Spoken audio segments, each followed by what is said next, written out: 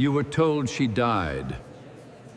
You believed it because it was easier than asking.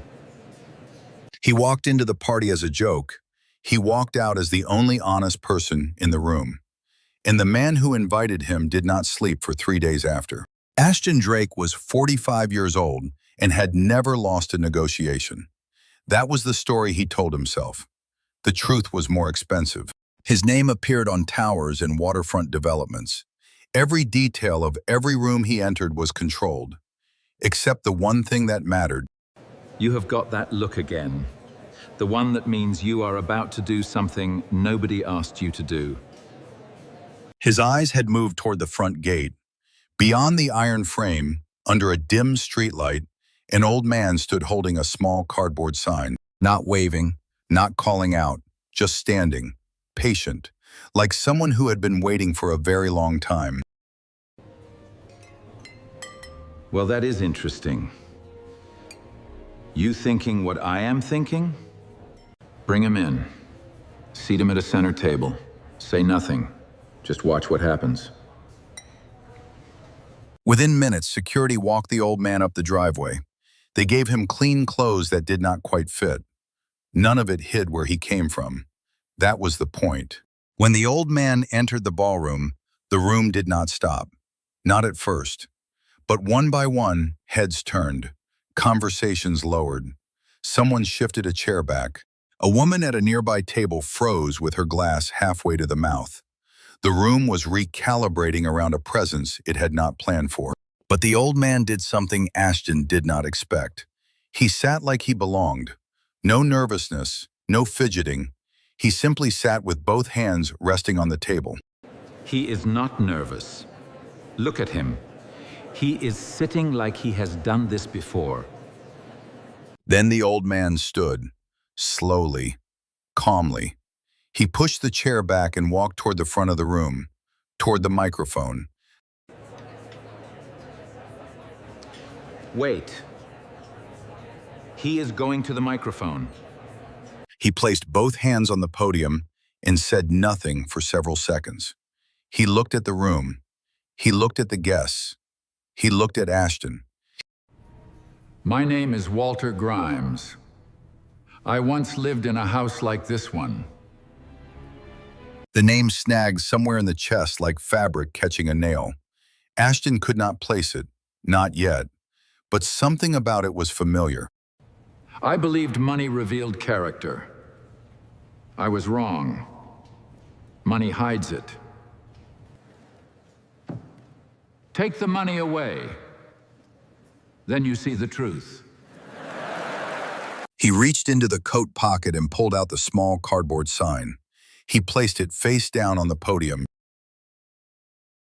I stood outside your gate tonight, not because I needed food, because I needed to see what you became. One side read, "I'm hungry." The other side, in smaller, steadier letters, read, "I remember." The room inhaled. Those two words felt targeted, personal, aimed directly at something Ashton could not yet name. But his stomach had already dropped. You do not recognize me, do you? That is all right. It took me a long time to find you too. 8 years ago, you stopped visiting a certain neighborhood. There was a house, a broken step, a wind chime. That neighborhood, that house, that broken step, that wind chime that never stopped, no matter how still the air was. A woman lived there, and a man who promised he would always come back. One day, he did not. What do you want?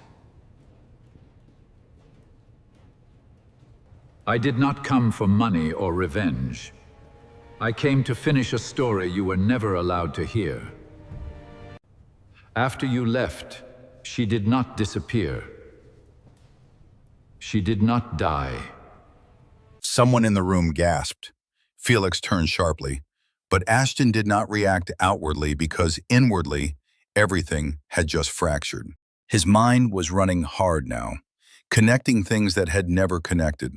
the sealed casket, the efficient mother, the documents he never personally verified. She waited. Days became weeks. Months became silence. But she was not alone. She had a child. A boy.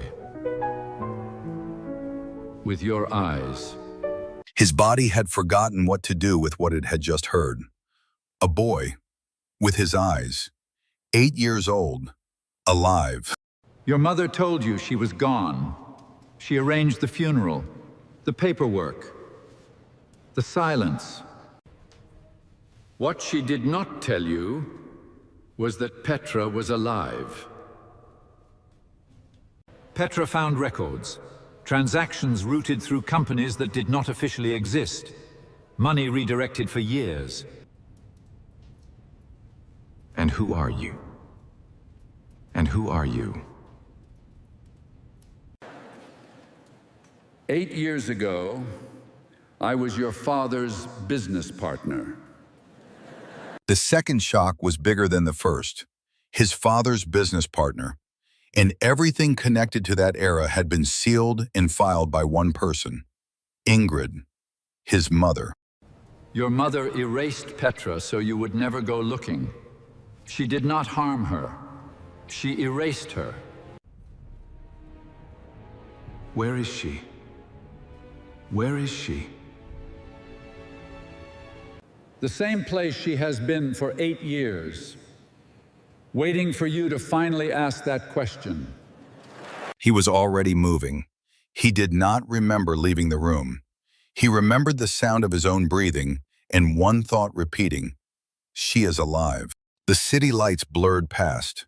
Narrower streets, older houses, the kind of place where time moves at a different pace. At the end of one street, he stopped. The paint was worn. The porch step was still broken. A wind chime moved faintly. A light was on inside. He pushed open the gate, walked to the door, knocked once, soft, uncertain. The silence lasted long enough to make him consider turning back. Then footsteps, slow, approaching.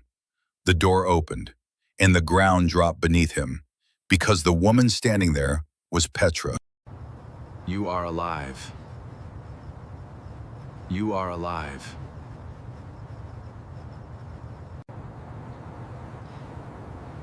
I never died. I never died. I was told. I believed it. I never came looking. You believed what you were told. And you did not ask. Why did you not find a way to reach me?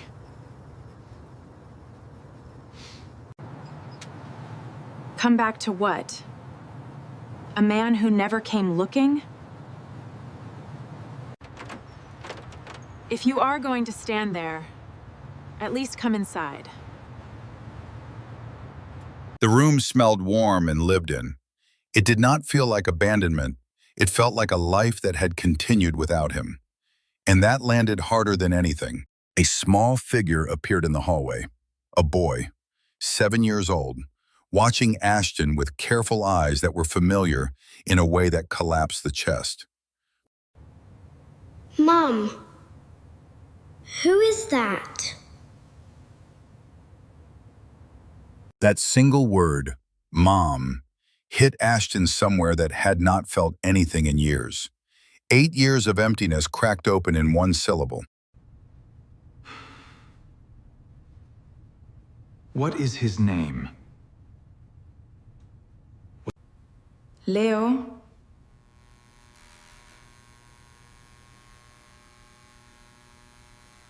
The name settled into him. Something that had always existed but never been spoken. He crouched down to eye level and stripped every mask. My name is Ashton. I think I am your father.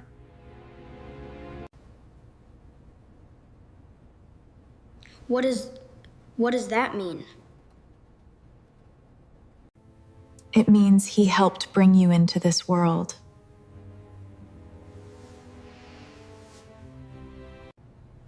Then why was he not here? Then why was he not here? Petra did not answer for him. She let the question sit because it belonged there. Some silences are more honest than any explanation. Because I did not know. Someone lied to me. Someone lied and you just believed them? That is not very smart. A small, painful exhale. Not a laugh exactly, just a release at the absolute honesty of a child who has not yet learned to soften truth.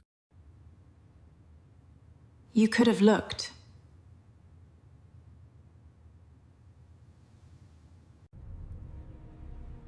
I know. I should have. Are you going to stay?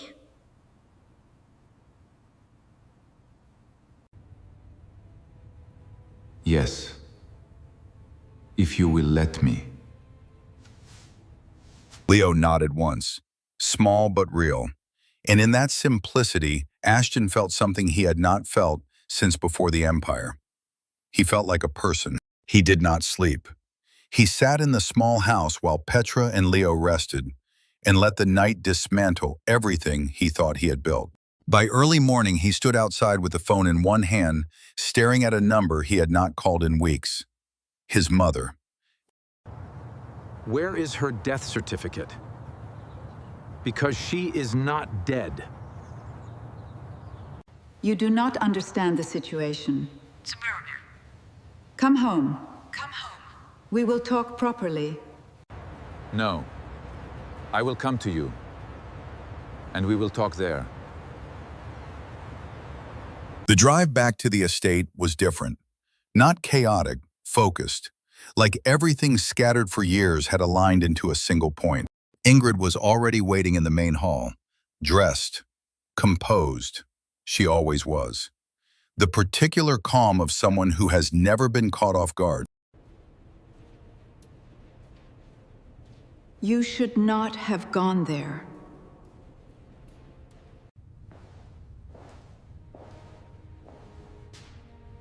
How long have you been lying to me?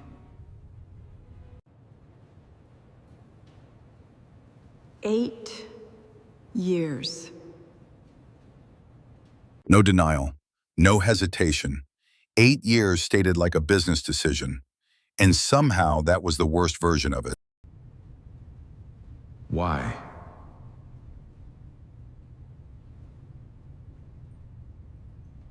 She found transactions she did not understand. She was going to expose everything your father built. I did not harm her. I erased her. There is a difference. You made me bury a woman who was alive. You hid my son from me for 8 years. And look where it brought you. Everything you have exists because of the choices I made. And everything I lost exists because of them too. You are going to sign everything over. Every record, every account, every document you thought no one would find. And if I do not, Then I expose it all. Publicly. Legally. Including what you did to Petra. She looked away, just briefly, the first time the pale green eyes had ever broken contact first. Then she walked to the table and picked up a pen. He picked up the folder, closed it, walked to the door without looking back.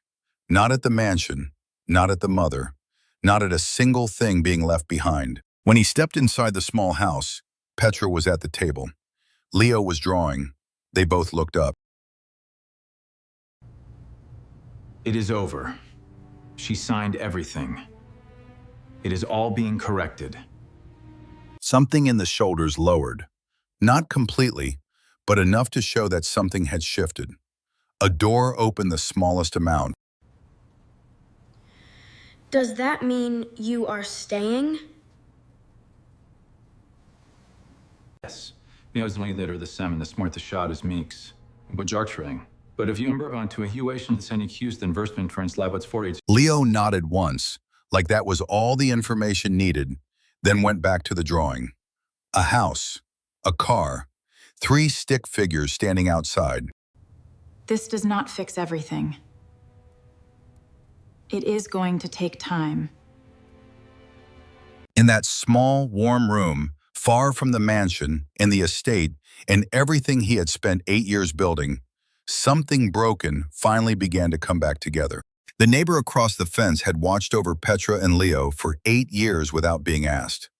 Some people show up simply because no one else does. That girl raised that boy alone for 8 years. You better be worth the wait. They walked together along a quiet street at golden hour. The smallest hand held both of theirs.